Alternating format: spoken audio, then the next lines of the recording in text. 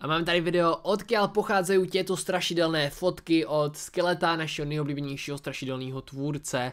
A jdeme na to, těším se na to a jsem rád, že tady mám teďka svýho Toma ve sluchátku, že se nebudu bát sám. Já se jdu asi ještě rožnout, než začnem. Tak můžeme, už se bát nebudu. Jo, to si máš. Preslavenú fotku Rejk, tajomná a strachu, určite ste neprehliadli známu a preslavenú fotku Rejka. Táto desivá snímka sa už roky šíri po internete a fascinuje ľudí svojim znepokojivým obsahom. Na fotke vidíme bytosť s neprirodzene dlhými končatinami, svietiacimi očami a celkovo hrôzostrašným zjavom, ktorý vás nenechá chladnými ani v prípade, že horory nie sú vašim obľúbeným žánrom. No to nejsou, no. Ale teda to jsem nevěděl, že to je jako je fakt fotka. Na prvý pohľad sa zdá, že fotografia pochádza z fotopasce umiestnenej v odľahlej oblasti, čo ešte viac podnecuje predstavivosť a vyvoláva otázky o tom, čo sa skrýva v hlbinách neznámého lesa. Když už jsme u toho, tak jak jsme říkali, že ty videa, že spoustu z těch videí může být fake, tak si myslím, že spousta z těch fotek může být jako daleko víc ještě fake, že jo, ale to je nedělá o nic méně strašidelný. Já jsem tady ten jako Rejk, toho bych fakt jako potkat nechtěl. Mnohí ľudia tomu skutočne veria a príbehy o tajomných stvoreniach v temných lesoch tak dostávajú nový, realistickejší rozmer. Ale pravda? Tá je oveľa banálnejšia, než by ste čakali. Já jsem si říkal, tam budou jenom fotky, to vůbec nebudu se u toho videa tolik bát, ale ne, Skelet tam prostě musí zase dát videa a i ty strašidelný zvukové efekty. Keď som sa rozhodol zistiť, kde sa táto fotka objavila po prvýkrát, narazil som na zaujímavú stopu. Fórum 4chan. Práve tam, z pleti anonymných príspevkov, ľudia začali zverejňovať sériu fotografií, ktoré zobrazovali bytosť, vyzerajúcu takmer ľudský, ale s neobyčajne strašidelným vzhľadom. Hoci bolo k dispozícii viacero podobných snímok, práve táto konkrétna fotka sa stala ikonou internetu. Dôvod? Autentickosť, ktorá dokázala pomýliť aj ostrieľaných lovcov duchov. Netrvalo dlho a diskusie o tejto fotografii sa rozšírili na ďalšie platformy ako napríklad Reddit, kde sa komunita snažila prísť na pravdu o pôvode tejto záhadnej bytosti. Pod jedným príspevkom som sa dozvedel prekvapujúcu informáciu, že ide len o marketingový ťah. Bytosť, ktorú na fotografii vidíme, totiž nie je nič iné ako postava Grimm z videohry Resistance 3. Vytvorená špeciálne pre tento herný svet, Grimm sa stal inšpiráciou pre to, čo dnes poznáme ako creepypastu s názvom Rejk. Jeho príbeh sa postupne šíril a na internete začal žiť svojim vlastným životom. K pôvodnej myšlienke To video jsme viděli v minulém videu. Začali ľudia pridávať svoje vlastné hororové verzie, drobnosti a detaily, ktoré z tejto postavy urobili jednu z najdesivejších a najznámejších creepypast. A práve vďaka tomuto fenoménu sa celý žáner creepypast stal tak populárnym, ako ho poznáme dnes. Možno je Rejk len výplodom fantázie, ale jeho fotka bude naďalej strašiť všetkých, ktorí ju zazrú. Já vím, že ho i Skelet používal jako v několika náhledácích tady toho Rejka. Že je to fakt jako asi známá fotka. Nicméně Rejkové jsou jenom marketingový, tak to je možná úleva pro některé z vás, včetně mě. Ale jako zase ty videa jsou fakt jako pěkně creepy. Na druhou stranu máme potvrzený, že je to fake. Let's go. O jeden strach míň. Aj napriek tomu, že pravda je oveľa menej hrôzostrašná, než sa na prvý pohľad môže zdať. Pred 4 rokmi sa na subreddite Prekliaté obrázky objavil príspevok, ktorý spôsobil poriadny rozruch. Používateľ s prezývkou Grizzly Panda 5 zverejnil fotku dvoch malých detí, za ktorými sa v tieni črta temná, záhadná postava. Kámo, tak to je creepy jak svině, ještě ty oči, jak tam svítí. Tak to je hnus. Prostě. To je jak stín jak kdyby byla otočená zády možná. Že? Jo. A ty vlasy by byly přidělány na druhou stranu. Ty vole, no. Ale to nepříjemné na to koukat teda. Hodně. Čierna silueta mala ľudské oči a práve tento detail okamžite rozpútal vlnu diskusí. Všetci sa snažili prísť na to, o čo vlastne ide. V komentároch pod príspevkom sa často skloňovalo slovné spojenie Tales of Horror alebo Tales of Tokyo. Keď som začal hľadať, čo tieto názvy znamenajú, zistil som, že Tales of Horror je japonský televízny seriál, ktorý sa sústreďuje na strašidelné príbehy, či už inšpirované skutočnými udalosťami alebo obyčajnými výmyslami. Viacerí komentujúci sa shodli, že práve tento seriál je zdrojom fotografie. OK, takže to je takový debunkovací video toto. Pravda je však trochu odlišná. Aha, tak není. Po ďalšom pátraní som objavil, že obrázok v skutočnosti pochádza Aha, dívej, taky na ruby, naopak. z krátkeho hororového filmu, ktorý bol natočený ako spin-off k seriálu Tales of Horror a nesie názov Two of Us. Tento film sleduje príbeh študentky a jej doučovateľa, ktorí sa opakovane stretávajú s nadprirodzenými javmi. A presne z jednej z týchto strašidelných scén pochádza aj spomínaná fotografia. Na fotke zachytili okamih, keď hlavná hrdinka prechádza cez ulicu a z okna na ňu mávajú dve malé deti. Na prvý pohľad nevinná situácia sa však zmení na mrazivý zážitok. Zrazu sa za deťmi zjaví temná, nepríjemná silueta, ktorá pripomína ženu. V originálnej scéne však táto postava nemá oči, ktoré sú tak nápadné na fotke zverejnenej na subreddite. Hej, takže dobrý, další track jako odfiltrovaný, že to je prostě v tom. Takže ty oči z toho dělali fakt nepříjemný obrázek. A jak tam dal takový to, jak to se tam dívalo přímo do té kamery, tak to taky nebylo vůbec jako fajn. Rádne oči pravdepodobne pridal sám autor príspevku, aby umocnil pocit hrôzy a pritiahol pozornosť divákov. No to je ono, a fakt jako jsou děsivé. OK, takže teď si dozvíme, jestli měla Justina pravdu nebo ne. Ruský spánkový experiment je jedným z najdesivejších príbehov, ktoré kolujú po internete a fascinujú každého, kto sa zaujíma o creepypasty. Príbeh sa odohráva v roku 1940, keď sovietskí vedci údajne vyvinuli stimulant, ktorý mal slúžiť na udržanie vojakov v stave bdelosti po dlhú dobu. Myšlienka bola jednoduchá. Ak dokážu vojaci vydržať bez spánku celé dni, poskytnú Sovietskému zväzu významnú výhodu na boisku. Zajali 5 väzňov, ktorých zavreli do jednej miestnosti a vystavovali ich tomuto plynu. Cieľom bolo, aby vydržali hore 30 dní. OK, takže víme, že už je to creepypasta, to už víme z minula a teď jsou zvědaví, z kam pocházejí ty fotky, co jsou k tomu vytvořený. V začiatku bolo všetko v poriadku, no po čase sa situácia začala zhoršovať. Keď po 15 dňoch otvorili miestnosť, uvideli väzňov v strašnom stave. Ubližovali si navzájom, ale aj samým sebe. Trhali si kúsky kože a jedli svoje vlastné mäso. Keď sa ich snažili z miestnosti odvliec, začali sa brániť. Niekoľkých vedcov zabili a prosili tých, čo prežili, aby ich tam nechali a nebrali im tento plyn. Kámo, to připomíná úplně Outlast, tady tyto záběry. To zelená, áno. Všetci 5 väzni len pár dní po opustení miestnosti umreli. Tento príbeh sa prvýkrát objavil na internete 8. augusta 2009, keď používateľ RIP747 pridal na svoj blog odkaz, ktorý mu údajne poslal jeho brat. Ani jeden však netušili, odkiaľ tento odkaz pochádza. Tento príbeh sa rýchlo rozšíril a je veľmi ťažko určiť, kde a ako vznikol. Niektorí ľudia tvrdia, že príbeh najprv uverejnil používateľ Orange Soda 10. augusta 2010 na platforme Creepypasta Wiki, zatiaľ čo iní sa domnievajú, že sa objavil skôr na fóre pre kulturistov, kde ho mal uverejniť istý Falcon Punch.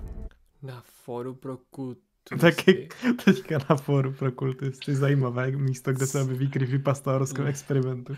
Ne, asi. Počas svojho skúmania po zdroji, skadiaľ pochádzajú tieto fotky, som zistil, že boli prvýkrát použité v spojitosti s príbehom v marci 2013.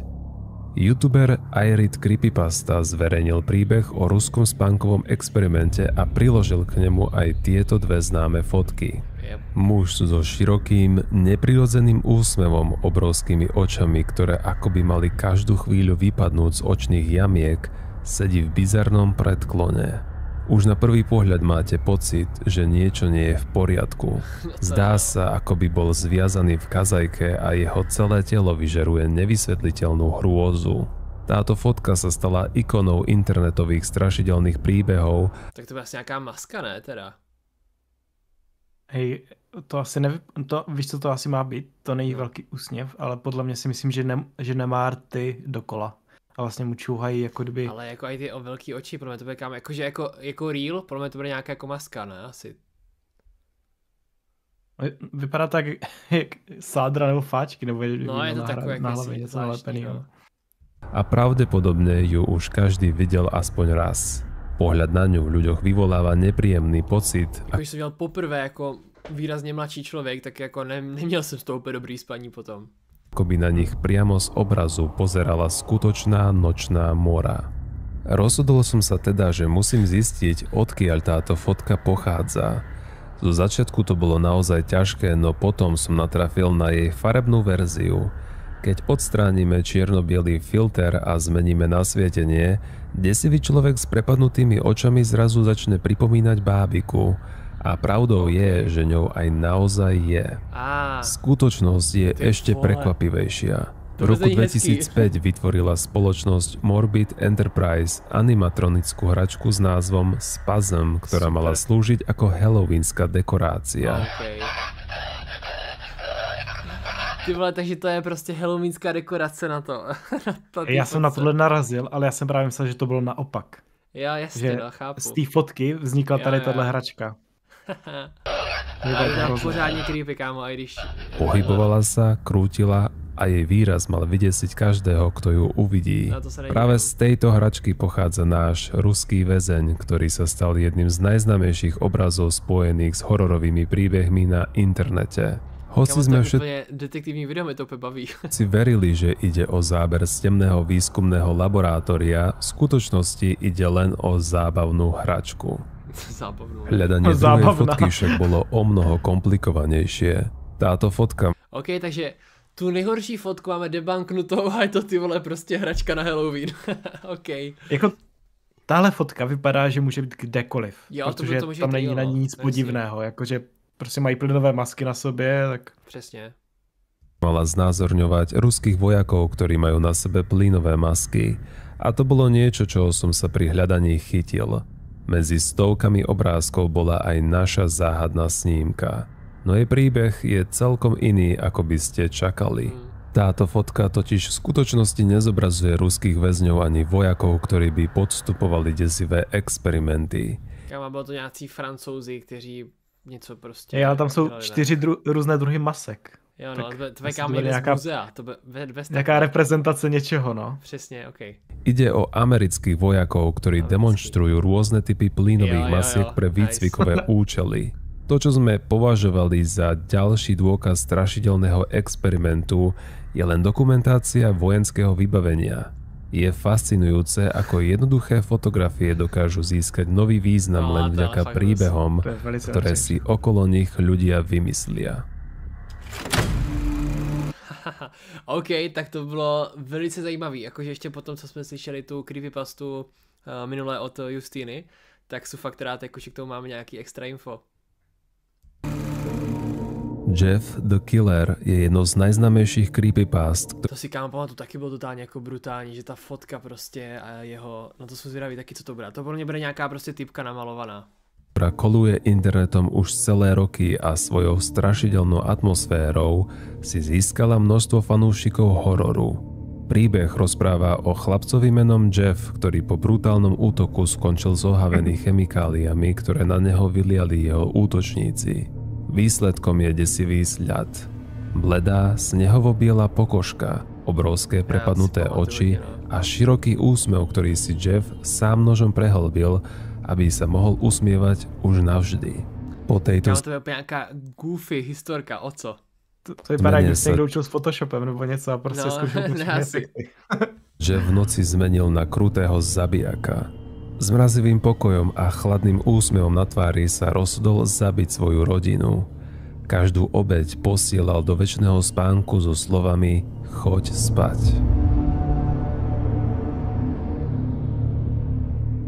Táto jednoduchá veta, ktorú šepka do tmy, sa stala jeho poznávacím znamením a vytvára husiu kožu každému, kto príbeh číta po prvýkrát. To ještě jsem učítal. Jsem existuje v nějakým videospracování tenkrát. Jsem takový období, kdy jsem ty creepypasty docela fičel. Jsem od Pixel Reze a ještě myslím Stay nebo někdo to dělal. A to mě fakt jako bavilo, no, ale taky jsem potom z toho byl takový různý. Aj alternatívna verzia tohto príbehu, ktorá uvádza, že Jeff bol len obyčajným chlapcom, ktorý si nechtiac vylial chemikálie na tvár počas upratovania kúpeľne. Keďže sa internetom šíria rôzne verzie, je ťažké určiť, ktorá z nich bola prvá. Príbeh sa na internete prvýkrát objavil v roku 2008 na fórach venovaných creepypastám. Čo však ešte viac podporilo jeho popularitu, bola ikonická fotka Jeffovej znetvorenej tváre, ktorá sa stala jednou z najznámejších a najdesivejších obrázkov v histórii strašidelných príbehov. No tu sa začína ďalšia záhada. Odkiaľ táto fotka pochádza? Práve to som sa rozhodol zistiť a začal som pátrať po jej pôvode. Narazil som na množstvo verzií, ktoré sa pokúšali objasniť, odkiaľ sa zjavila. Podľa jednej z nich je Jeff v skutočnosti dievča, ktoré trpelo dlhodobou šikanou a nakoniec si siahlo na život.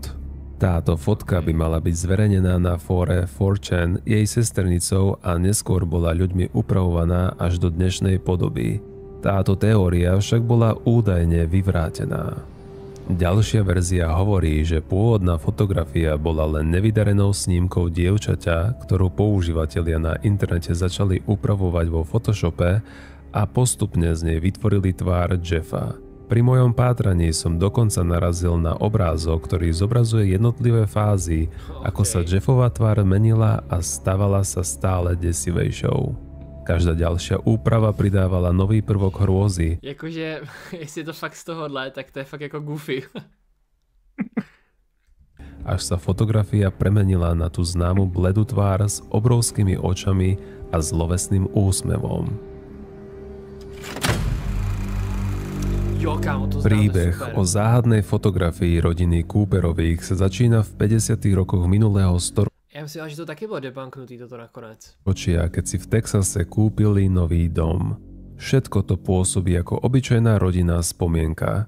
Počas prvej noci v novom dome otec zachytil okamih, keď matka a stará mama s 2 deťmi pózovali pred objektívom a všetci sa tešili z nového domu. Ich úsmev však netrval dlho.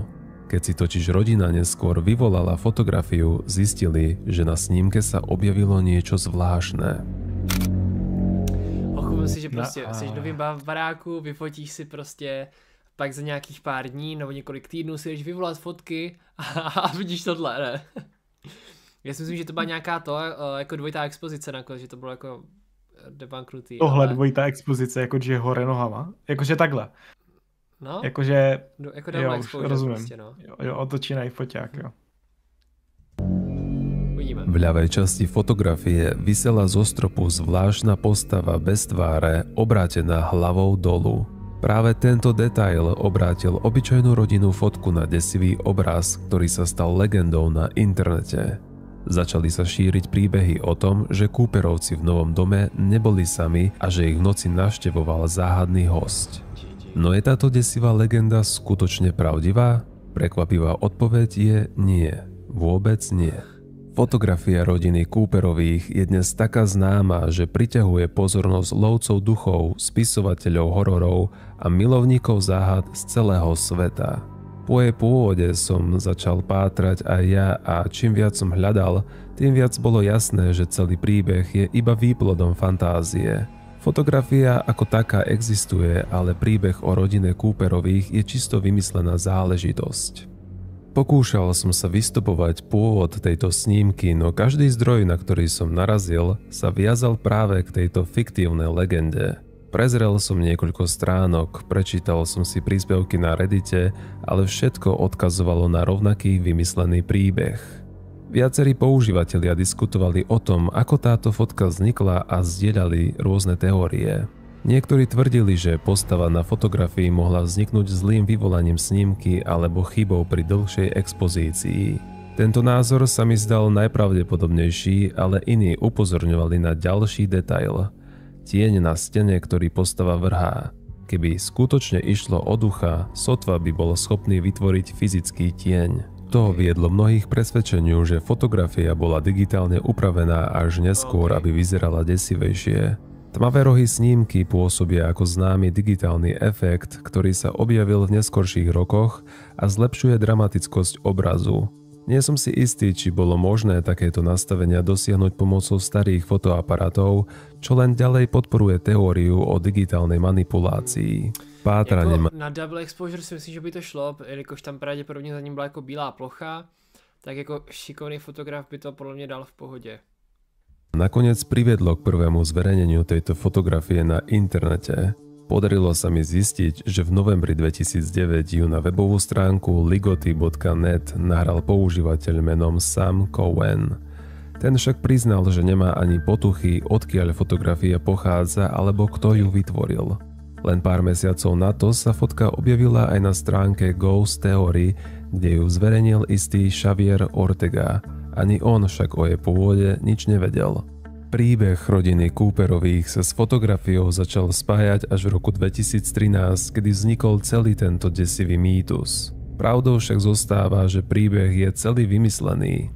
Fotografia sama o sebe zostáva záhadou. Je možné, že sa stala obeťou nesprávneho vyvolania alebo digitálnej úpravy, ktorá jej dala úplne nový a mrazivý význam. A čo si myslíte vy? Je to skutočný dôkaz paranormálnych javov alebo len ďalší príklad toho, ako dokáže internet premeniť obyčajné obrázky na desivé príbehy? Dobré videjko. Tak jo, dejte like a odběr pro další strašidelný videa. Toto za mě bylo dost zajímavé, informativní. Tak u dalšího videa. Čus.